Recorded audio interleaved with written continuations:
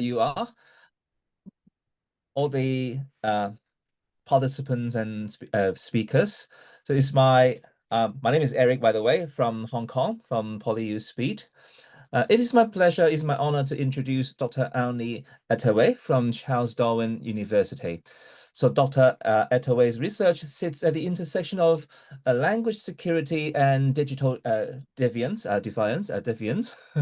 advancing both forensic analysis of violent extremist discourse and positive discourses of solidarity and activism.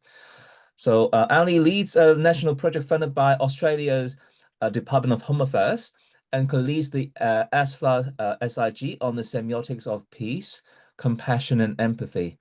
So his work appears in journals such as Discourse in Society and Language in Society, with expert commentary across major media. So today he examines how Jewish activists and human rights organizations mobilize ethical tenor, moral bonding, and attitudinal rapport to counter disinformation on Palestine. So please join me in welcoming Dr. Awni Etaywe. So the floor is yours, Awni. Thanks for the lovely introduction, Eric. Thank you. Thanks, everyone, for joining me today. It's my pleasure to be with you. And I'd like to start by acknowledging all First Nations people across the lands on which we live and work. Today, I'll be focusing on Jewish activism and the discursive resistance to disinformation on Palestine. And the talk will be, or the keynote will be focusing on discourses coming from the Jewish Council Australia, Jewish Voice for Peace, B'Tselem, and Breaking the Silence organization. And I'd like to start with sharing with you a little bit of a taste of the kind of discourse that is created, constructed, and shared by the Jewish Council Australia. And this is coming from an Instagram post for the organization. In this media release, the Jewish Council Australia is commenting on what is going on in Rafah, Gaza, last year, when people were still saying, is that a genocide or not? Now it is a genocide.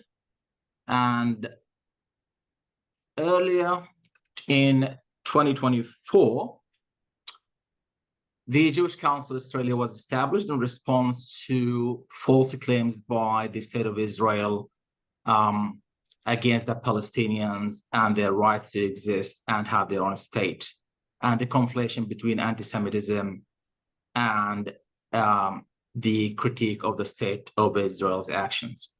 So in this media release, the Jewish Council Australia reads as follows: Jewish Council Australia speaks out against unfolding massacre in Rafah. The Jewish Council Australia is horrified by what we are witnessing Israel do in Rafah in the name of Jewish people. The Jewish Council calls for an immediate ceasefire and urges the Australian government to do the same. Thousands of Jews in Australia and around the world have been calling for a ceasefire for months and saying that Israel's actions are completely incompatible with our Jewish values. Opposing this genocide is an expression of our Jewishness and an honoring of our ancestors who were victims of unthinkable anti-Semitic violence. The International Court of Justice has found a plausible case of genocide and made provisional orders, including to immediately end killing members of the Palestinian population in Gaza. As a signatory of the Genocide Convention, Australia has a duty to ensure that these provisional orders are met and that it is not complicit in genocide. I'll come to this text later in this talk. Existing research on disinformation in context of conflict has largely concentrated on mainstream journalism, political actors such as George W. Bush, disinformation on Iraq, as well as geopolitical propaganda. However, there's a notable lack of research on grassroots or activists counter discourses, particularly those that challenge dominant colonial narratives. In particular, the discourse practices of Jewish organizations remain underexplored in applied linguistics and digital media studies. Methodologically speaking, studies of activist discourse have tended to draw on CDA or rhetorical strategies and critiques, strategies such as framing, persuasion strategies, etc., but in isolation. And few have systematically combined CDA and PDA plus moral positioning in their projects. In this keynote, I argue that strategic framing by colonial powers lies at the core of disinformation in conflict and colonial narratives, shaping perceptions, beliefs, and behaviors. And I argue that disinformation and framing in colonial context operates as epistemic and symbolic violence. Yet little is known about how counter voices, particularly the Jewish voices, strategically resist such colonial disinformation in relation to Palestine. So what I'm trying to do today is to draw on a purposeful sample of web-based and Instagram texts over this period between February 2024 and June 2025 by 4 Jewish organizations who I'll talk about briefly. So I'll try to unpack how these counter narratives work linguistically, particularly how these counter narratives challenge dominant Zionist framings of Palestinian struggle and Israel's actions. And I'll try to explore how these narratives foster transcommunal communities of truth and pro-Palestinian moral bonds through evaluative couplings, axiologically charged technical terms, axiotics, and icons. So the focus will be on those resources in particular for the keynote. So I'm arguing that these discourse resources serve to orient audiences morally, emotionally, and aesthetically, and they construe counter frames and bonds and enact moral positioning, inviting alignment or disalignment with specific legal, institutional, and cultural moral orders. And these texts are coming from Jewish Voice for Peace, whose mission is as follows. We envision a world where all people from the US to Palestine live in freedom, justice, equality, and dignity. Like generations of Jewish leftists before us, we fight for the liberation of all people. We believe that through organizing, we can and will dismantle the institutions and structures that sustain injustice and grow something new, joyful, beautiful, and life-sustaining in their place. We can see the synergy and the mix of critique and the hopeful discourse in this vision of the Jewish Voice for Peace operating in the USA. The second sample is coming from Breaking the Silence organization. It is an organization of veteran soldiers, Israeli soldiers, who have served in the Israeli military since the start of the Second Intifada and have taken it upon themselves to expose the public to the reality of everyday life in the occupied territories. We endeavor to stimulate public debate about the price paid for a reality in which young soldiers face a civilian population on a daily basis. Our work aims to bring an end to the occupation. Clarity about the values is there. The third source of data is coming from B'Tselem, and it is the Israeli Information Center for Human Rights in the occupied territories. It strives for a future in which human rights, liberty, and equality are guaranteed to all people. For more, you can visit the websites for these organizations, but I'd like to mention the fourth source of data, and that is the discourse of Jewish Council Australia. The Jewish Council of Australia emphasizes on key values, including dignity, equality, freedom for all. And on their website, you can see these values featuring the organization and the website, and they mention clearly that we provide an independent, expert, Jewish voice supporting human rights and opposing anti-Semitism and racism. In my approach to this kind of data, I am bringing CDA and PDA together. And the aim is to help us expose ideology, inequality, domination, and disinformation. And at the same time, by drawing on Martin's initial idea and thoughts about positive discourse analysis, trying to illuminate discourse as a site of hope and moral renewal. In terms of the kind of moral fields being activated in discourse, I'm drawing on Van Langenhove's work on moral positioning theory. So that will help us bring that SFL perspective into the role of evaluative language, resources used in bonding and affiliation and disaffiliation, as well as resources used in discursive counter framing onto the table. For more about bonding and the resources that can be used that are used to construct bonds, you can refer to these studies later. So by bringing CDA together with PDA, I'm presenting what I refer to as moral discursive resistance or moral resistance discourse. And I'll mention what I mean by discursive resistance towards the end of my talk. But it's very important to remember the relevance between CDA and PDA.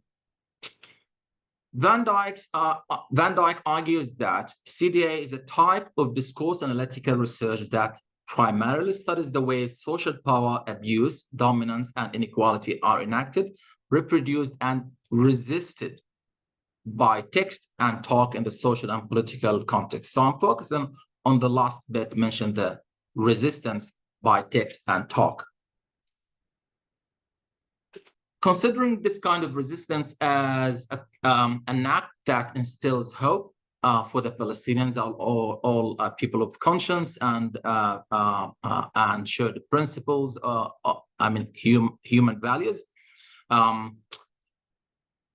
bringing the PDA lens is relevant and very important. Although Martin proposed PDA as a complement to CDA over 2 decades ago, more work is still needed to highlight this complementarity, which is a contribution to this keynote. So the resources that are used to enact bonds and for relational bonding, we'll get to them later, but we have to understand some key concepts here. And one of them is bonding. Bonding in this keynote is understood as a deontic alignment practice anchored in truth and moral systems such as international law, the Universal Declaration of Human Rights, the ICJ's rulings and orders, etc. And this kind of morality signals rights, obligations, and expectations.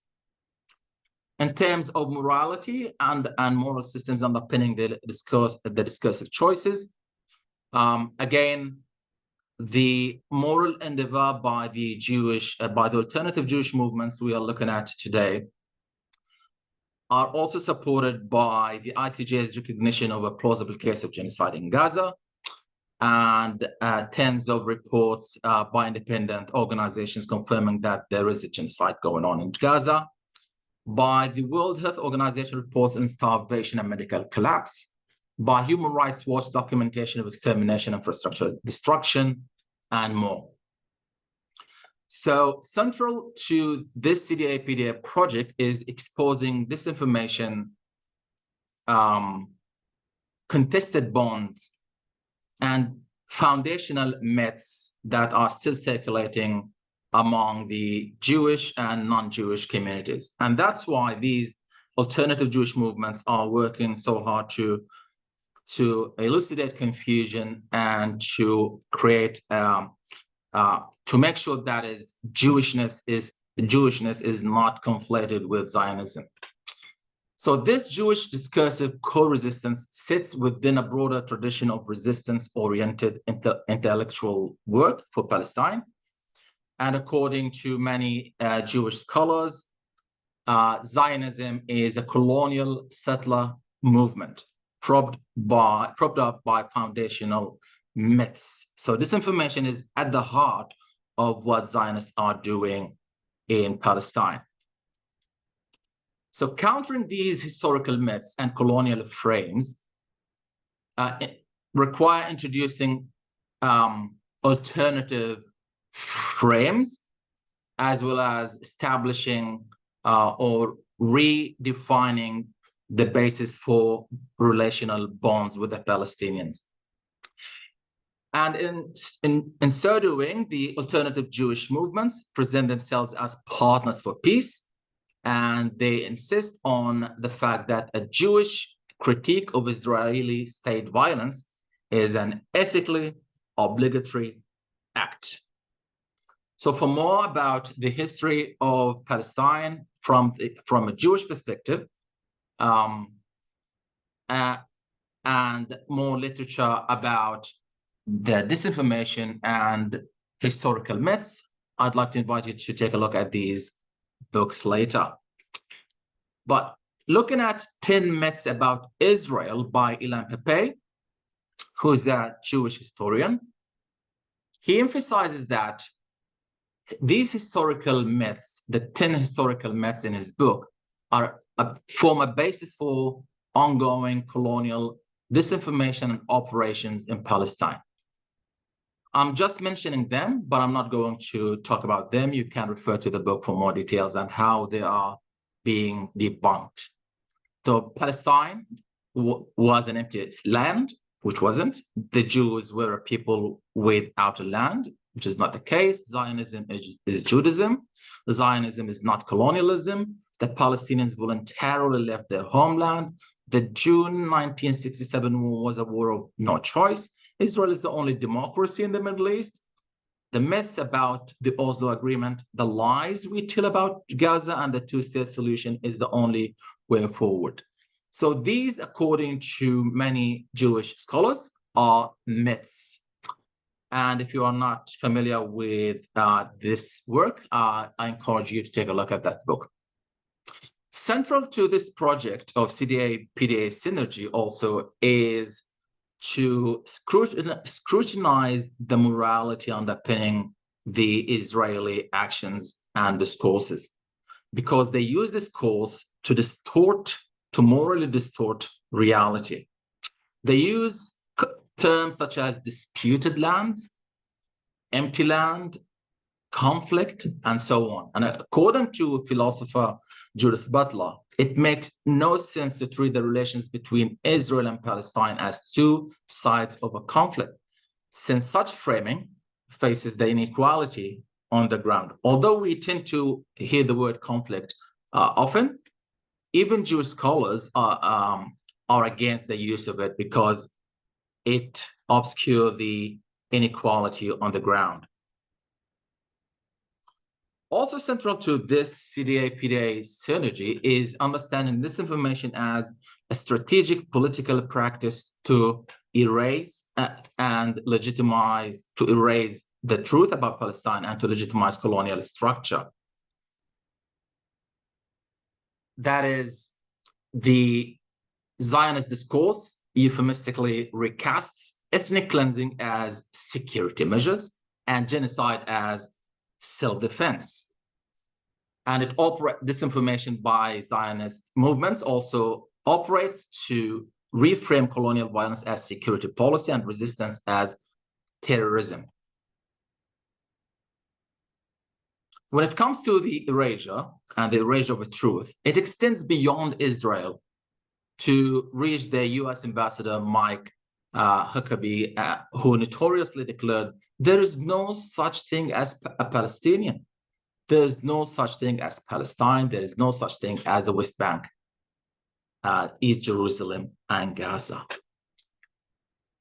And it is very important to see what Jewish scholars say about the goings on in Palestine. According to Butler, Settler colonialism was never legitimate, and neither were the expulsions of indigenous populations on the basis of their nationality or religion.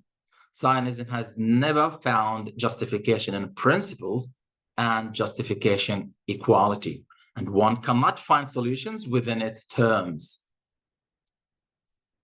Butler adds, Jewish populations were not explicitly destroyed, were certainly dispossessed from home and land under the Nazi regime, but not from Palestine.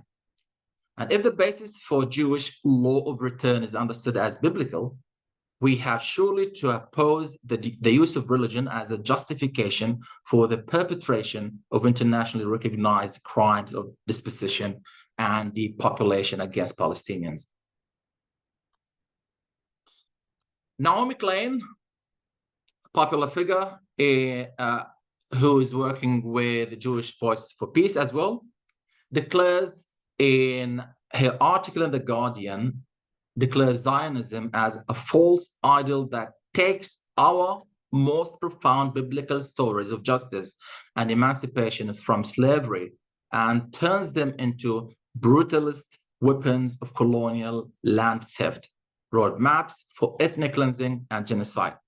According to Naomi Klein, Zionism is a false idol that has taken the transcendent idea of the promised land, a metaphor for human liberation that has traveled across multiple faiths to every corner of this world. This false idol of Zionism equates Israeli safety with Egyptian dictatorship and client states. And from the start, it has produced an ugly kind of freedom that saw Palestinian children not as human beings, but as demographic threats. Much as the Pharaoh in the book of Exodus feared the growing population of Israelites and thus ordered the death of their sons. It's a false idol. So the perspective of Jewish scholars affiliating with these alternative Jewish movements is clear. It is in odd with the Israeli claims about the Palestinian rights to exist and to have their own state and rights enshrined in international law.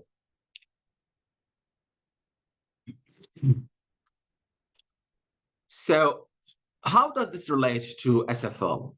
I briefly touched on the relevance of the work on bonding, affiliation, and disaffiliation to Jewish activist discourse and resistance to disinformation in Palestine. Here I'm unpacking this further. So I'm foregrounding tenor as a central register variable for understanding how interpersonal meaning and social relationships are enacted. And here I'm drawing on the SFL tradition, conceiving activist register as a resource where field is construed as the nature of the social activity, which is ethical or unethical in a sense, and tenor as the negotiation of ethical social relations and ethical bonds. So core to this argument and to tenor is who is taking part in the discourse and the goings on in Palestine, involving participant roles, relationships, and attitudinal stances, as well as the unequal hierarchical status between participants, alignments, and distance. And participants here, I'm referring to the Palestinians, the Jewish alternative movements, Jewish communities as State of Israel in particular. So focus on tenor prioritizes the study of interpersonal meaning, which is for enacting social relationships, expressing attitudes, and building tenor. And in arguing for ethical tenor, I adopt Van Langenhove's conceptualization of morality as a link between social structures and moral agency. So discourse is treated as the resource that activates strategic moral orders and moral fields, such as cultural moral orders, legal moral orders, and institutional moral orders. And once these moral orders are activated in discourse, These fields reveal the foundations underpinning the collective and institutional participation. They enable morally activated solidarity and transformative agency, and they serve as sites for value alignment, bonding, and solidarity. When it comes to fields, again, I'm emphasizing on moral fields being understood as latent dynamic structures that inform solidarity and action. So again, looking at how evaluative resources, axiologically loaded terms, etc., help these alternative Jewish movements construe bonds, reframe reality, and expose disinformation, leads me to emphasize on how I conceptualize bond here. So a bond is a relation of alignment between an audience and an evaluative stance toward a given entity, event, practice, content, or information. Bonds function interpersonally to position audiences, shaping we-ness and forming overlapping communities of attitudinal rapport. And among bond construction strategies, I'll be focused on evaluative couplings, as in this example, coming from the Jewish Council Australia statement. With each passing day, it becomes clearer that Israel is a rogue state. We say this as part of a large and growing number of Jews who have been calling for a ceasefire for many months and saying that Israel actions are completely incompatible with our Jewish values. We have the ideational target, Israel, coupled with the negative judgment, instantiating the rogue Israel bond and the Jewish moral divergence bond. So these instantiated bonds jointly position Israel as both politically and morally deviant, legitimizing disalignment from its actions and aligning with a broader international moral order. In addition to evaluative couplings, I'm focusing on axietics. These axietics, the axiologically charged terms such as genocide, apartheid, complicity, war crimes, kill zone, etc., as well as so these axietics serve to trigger or activate moral evaluation, especially in discourses on the occupied Palestinian territories. I'm also looking at axicons that are axiologized icons or entities such as the Universal Declaration of Human Rights, the United Nations, and iconic figures such as Mandela. I'm also focusing on anticons such as the mention of Netanyahu, war criminal, as well as the apartheid wall. So by focusing on evaluative couplings, axietics, axicons, and these resources that construe bonds, we can identify recurrent bonds. We can imagine having bond cluster in discourse. And bond clustering here occurs when multiple key bonds co-occur and reinforce one another across the Jewish alternative movement's discourse. So the generative role of evaluative language, evaluative couplings, and bond clusters lies in their capacity to amplify, sustain, and spread ideological and ethical positions. And these clusters can be constructed, as I'll be sharing with you shortly, as positive versus negative clusters that promote compassion or condemnation. So I argue that a negative bond cluster typically pulls the audience away from ideational targets such as Israel and its illegitimate actions and the Zionist project, encouraging rejection, disapproval, or moral disalignment. Whereas the positive bond cluster pulls the audience towards certain targets, particularly the Jewish alternative movements, inviting acceptance, moral affiliation with the Palestinians, and these alternative movements or compassionate alignment. And we can visualize a bond like this. In a sentence like, as proud Jews who are committed to combating real racism, we blah, blah, blah, blah. This example is coming from Jewish Council of Australia. So here we have Jewish Council of Australia, we, coupled with being anti-racist, the commitment or committed to combating real racism. By identifying and mapping all these bonds, we can create a bond cluster. So my method is to look at a purposeful sample of 100 Instagram posts from these organizations. And then I'll look at over 10,000 word corpus of website material collected from each organization's official site. So this is a summary of data sources. I'm not going through it in details. And this is the summary of the analytical procedure. You can get to it later. But in this keynote, I'm focusing on the macroscopic analysis of the lexical choices on the website material, in the website material.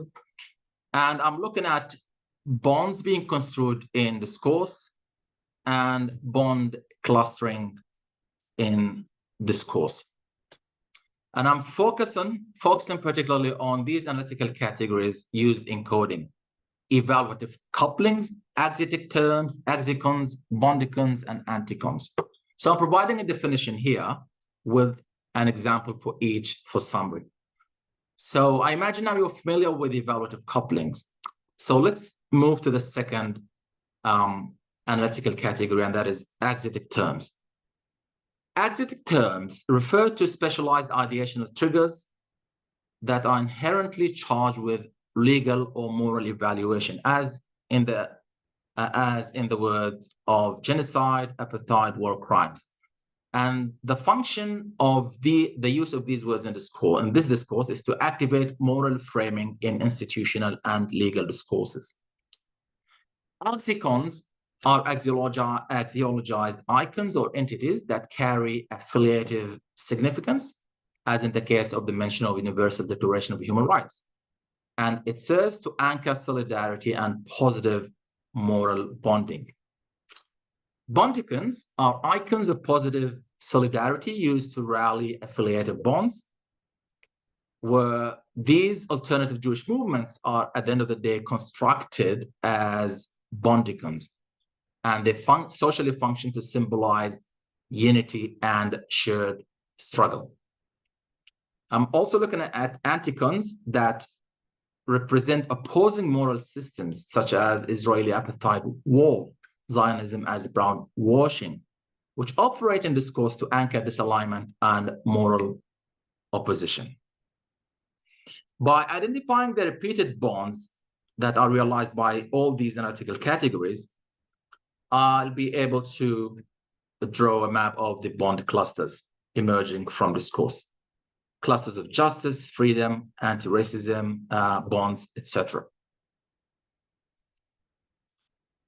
Okay.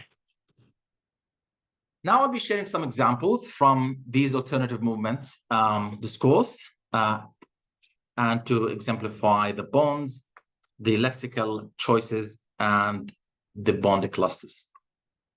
So I used Voyant tools to obtain a macroscopic overview of the most recurrent language, and the analysis reveals over 2,000 unique word forms. These most frequent terms across the full dataset reveal a shared focus on the moral and geopolitical landscape of Israeli state violence and Palestinian suffering. So I'd like to focus only on the discursive orientation and the ethical function of the lexical choices. By and large, across the dataset, the discursive orientation of the lexical choices that revolved around Israel, Israeli occupation, Palestinian rights, etc. The discursive orientation is about collective moral stance against state violence and oppression.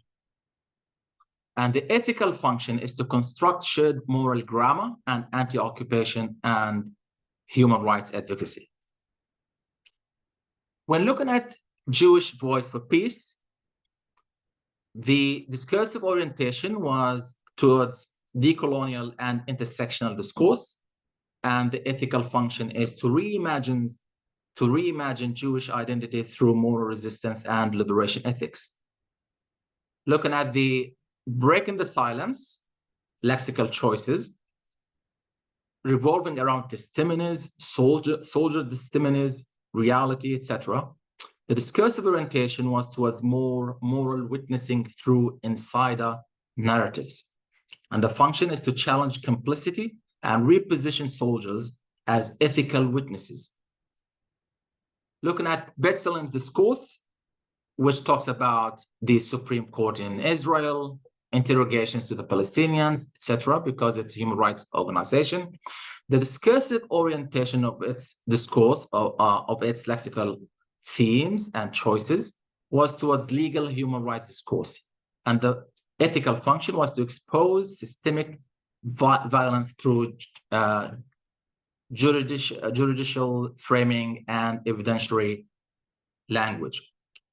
Looking at the Jewish Council Australia, which hosts a large number of scholars, writers, politicians who are Jewish Australians. Again, the discursive orientation was towards diasporic and intellectual activism. And the function of it was to construct ethical Jewish identity through national and global solidarity. And these are word clouds for the most frequent lexical choices made by Jewish Voice for Peace, Breaking the Silence, Betsalem, and Jewish Council Australia. From that, we notice that Jewish Voice for Peace builds a liberationist grammar that connects Jewish identity with anti-colonial, anti-Zionist values and global justice. Breaking the Silence leverages first-hand testimonies to craft a discourse of ethical rupture. So it's not calling for alternative with Zionism, third space with Zionism, using Tom Bartlett's words, but they're calling for rupture within the Israeli military apparatus. Betsalem adopts a legal counter-narrative that exposes structural violence and institutional complicity, whereas Jewish Council Australia operates through a civic ethical register that reclaims Jewish identity from state-aligned definitions and reinforces diasporic solidarity. Here is an example coming from Jewish Voice for Peace texts. Throughout the Jewish diasporas, we envision our communities beginning to heal from the way Zionism, white supremacy, and Ashkeno-normativity, that is the Ashkenazi, have diluted and erased many of our diasporic histories, languages, and traditions. And the same critique of Zionism and rupture from Zionism and its moral system is clear in the second example. Zionism is coupled with false and failed solution to our safety.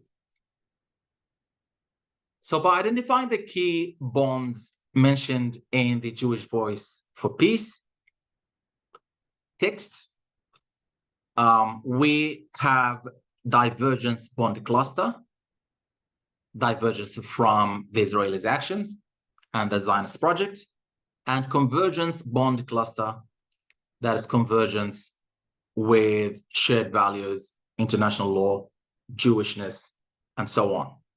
So we have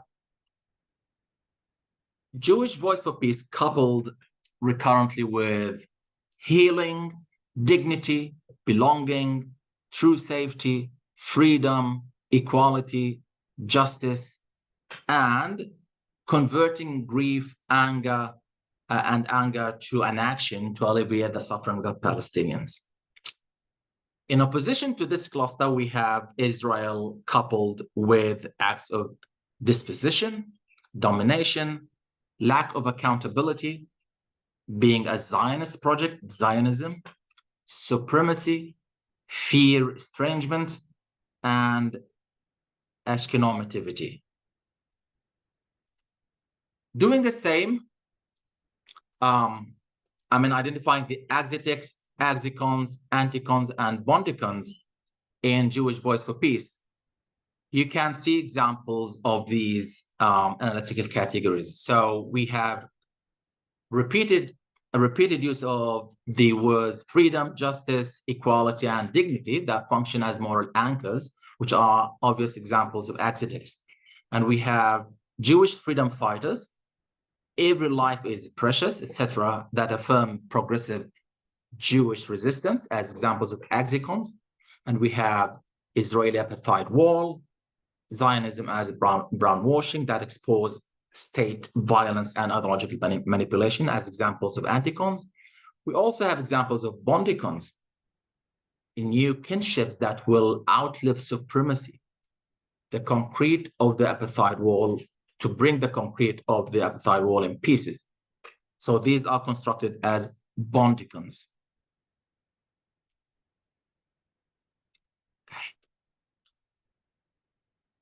One central bond emerging in breaking the silence text now is combining negative judgment of propriety with Israel's actions, as well as negative appreciation of its actions and some entities to condemn the occupation as inherently immoral, as in this example. Military rule over a civilian population can never be moral or humane. These patterns demonstrate how activist discourse can model civic responsibility and moral accountability, especially when breaking the silence text clearly talked to the responsibility and duty towards soldiers sent to carry out the mission of occupation and genocide. So in the last example given by breaking the silence here, which reads as follows: our testimonies portray a different picture in which the deterioration of moral standards finds expression in the character of the military orders and the rules of engagement that the state considers justified in the name of Israel's security. So we see the word responsibility and duty as evaluative or evaluatively loaded lexical items, and we see rules of engagement as exegetic used in discourse. Mapping and identifying all key bonds in the breaking the silence text, I found that also there is a convergence bond cluster where breaking the silence is coupled with strive reality in public discourse, bring an end to the occupation, truthfulness, and so on. In opposition to this convergence bond cluster, we have security discourse, security practices, military abuse, civic denial, inhumane treatment, deception, occupation, and so on, coupled with Israel. Excuse me, Awni, it's 10:45 right now. Perhaps we'd like to wrap up the talk for a absolutely. bit. Okay, thank you. Sorry. Thank you. All good. So the same kind of patterns and resources are used across all these Jewish alternative movements. So I assume that you have a clear idea about it. Now going back to that first example I shared with you, coming from the Jewish Council Australia.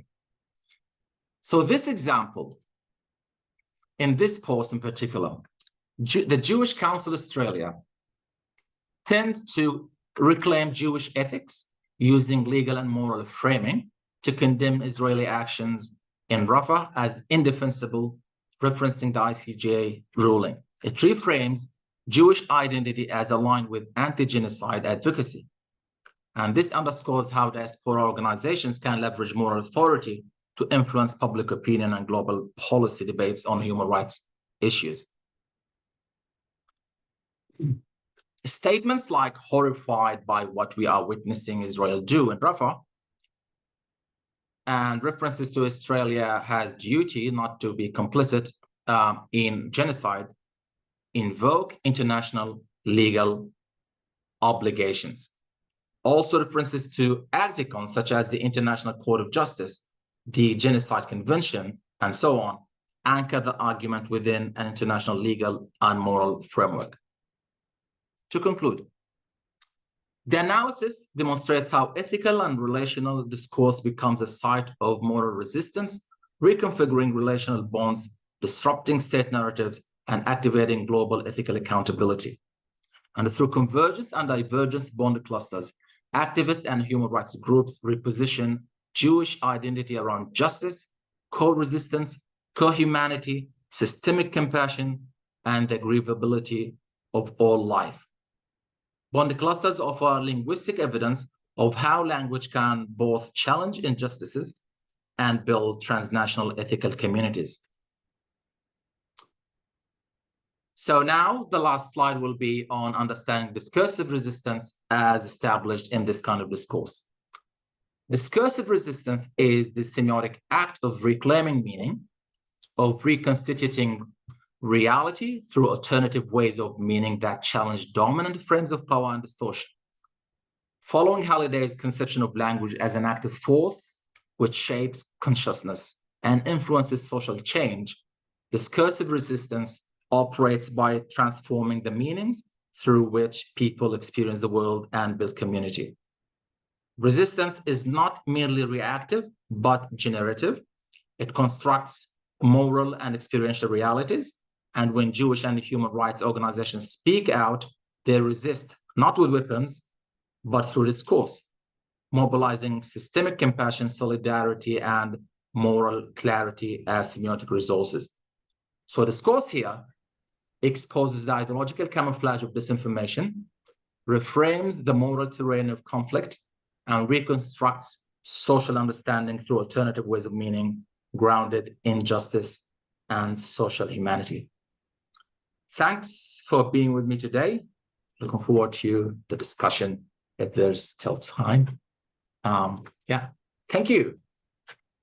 Thank you so much, Awni. Would you please give Awni a warm round of applause for his very comprehensive analysis and very insightful discussion of the intersection between like CDA and PDA for the topic.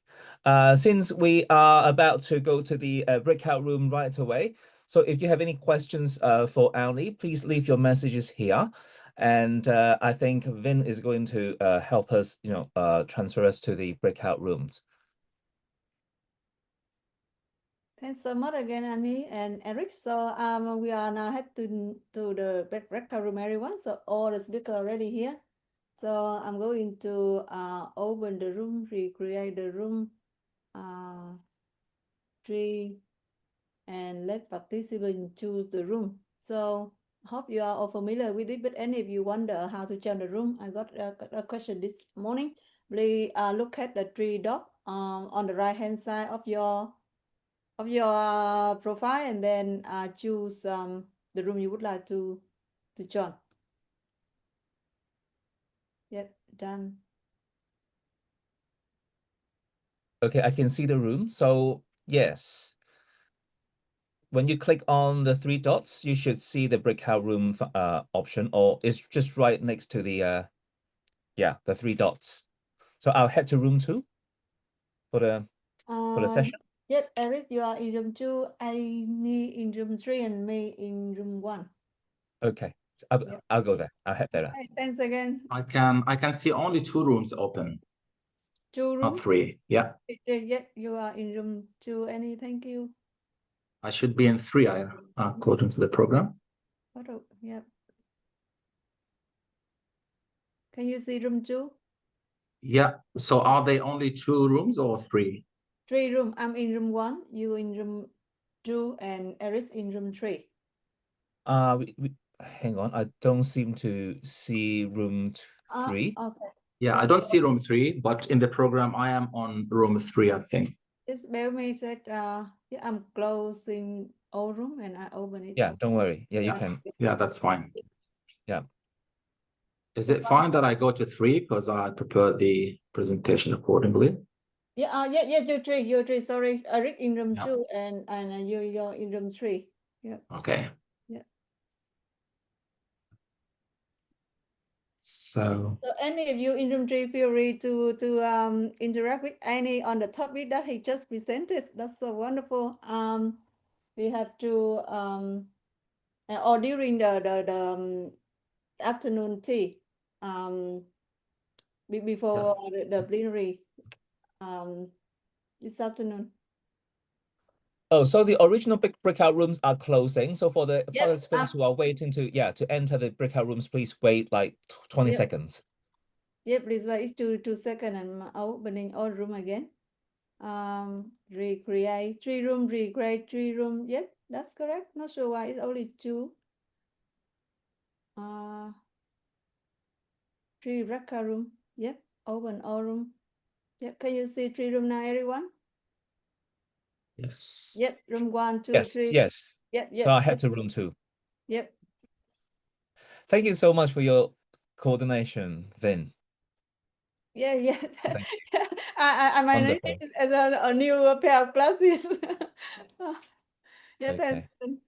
Okay. I'll head to room 2 now. See ya. Anyhow, we have 1 minute break. That's good. Okay, thanks, Eric. See you.